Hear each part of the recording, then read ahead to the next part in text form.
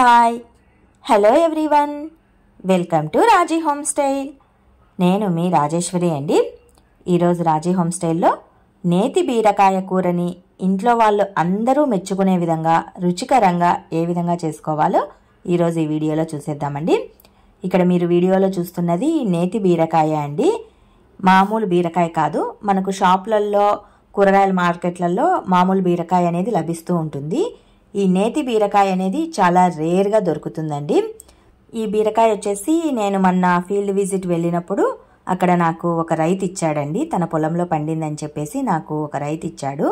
ఆ బీరకాయని ఏ విధంగా చేసుకోవాలో ఈరోజు నేను మీకు వీడియోలో ఫుల్ వీడియో చూపిస్తానన్నమాట.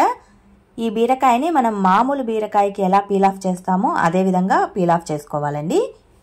మామూలు బీరకాయ వేగటానికి కొద్దిగా టైం పడుతుంది. ఈ నేతి బీరకాయ ఏంటంటే వేడి సెగకే తొందరగా వేగిపోతుంది. డిఫరెన్స్ అనేది అలానే ఉంటుందండి. కాకపోతే మామూలు బీరకాయ కంటే ఈ నేతి బీరకాయ అనేది మంచి టేస్టీతో ఉంటుంది, చాలా బాగుంటుంది. ఈ బీరకాయని ఇక్కడ వీడియోలో చూపిస్తున్న విధంగా పీల్ ఆఫ్ చేసేసుకొని ముక్కలుగా కట్ చేసుకోవాలండి. మరీ చిన్ని పీసెస్గా కట్ చేయొద్దండి, కాస్త పెద్ద పీసెస్గానే కట్ చేసుకోవాలి.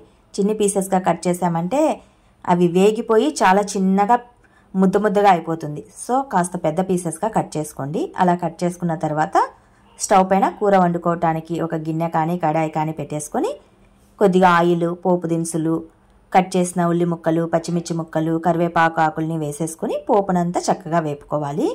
మేమైతే రాయలసీమలో తిరువాత అంటామండి, దీన్ని తిరగవాత పోయటం అంటాము. ఇలా తిరువాత పెట్టేసిన తర్వాత కచ్చాపచ్చగా క్రష్ చేసిన వెల్లుల్లిని అలాగే కాస్త అల్లాన్ని కూడా యాడ్ చేసుకోండి. ఇందులోనే ముందుగా టమాటాలను వేసేసుకోండి.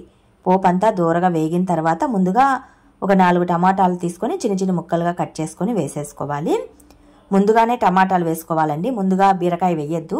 టమాటాలు కాస్త మగ్గిన తర్వాత బీరకాయ వేసుకోవాలి.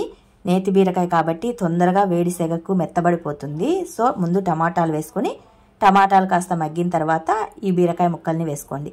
ఇక్కడ వీడియోలో చూడండి, ఈ బీరకాయ ముక్కల్ని నేను కాస్త పెద్దవిగానే కట్ చేశాను.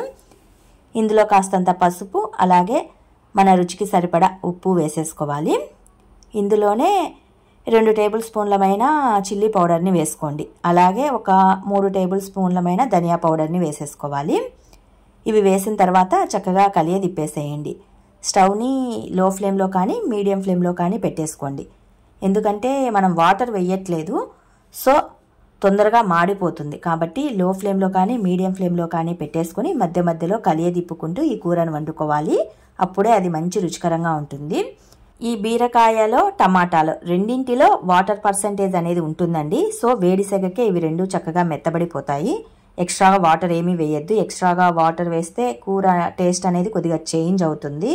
కాబట్టి స్టవ్ని లో ఫ్లేమ్లో ఉంచేసుకొని లేదా మీడియం ఫ్లేమ్లో ఉంచేసుకొని చక్కగా వీటిని వేపుకోవాలి. మధ్య మధ్యలో తిప్పుకుంటూ ఉండాలి. కొద్దిసేపటి తర్వాత చూడండి, కూర అనేది ఈ విధంగా ప్రిపేర్ అయిపోతుంది.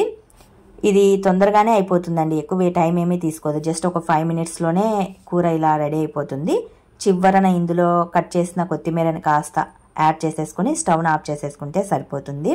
ఇంతేనండి, సింపుల్ ప్రాసెస్లో ఇంట్లో అందరూ మెచ్చుకునే విధంగా రుచికరంగా ఉండేలాగా నేతి బీరకాయతో కూరను వండుకునే పద్ధతి చాలా బాగుంటుంది. రోటీలోకైనా, సంగట్లోకైనా, రైస్లోకైనా సూపర్ టేస్టీతో ఉంటుంది. మరి మీకు ఈ నేతి బీరకాయ కూర ప్రిపరేషన్ మెథడ్ నచ్చినట్లయితే మరికొన్ని ఇలాంటి రెసిపీస్ కోసం వెంటనే మా ఛానల్ని అయితే సబ్స్క్రైబ్ చేసుకోండి. పక్కనున్న బెల్ సింబల్ని ప్రెస్ చేసి మా ఛానల్ని యాక్టివేట్ చేసుకోండి. Please subscribe my channel. Thanks for watching this video.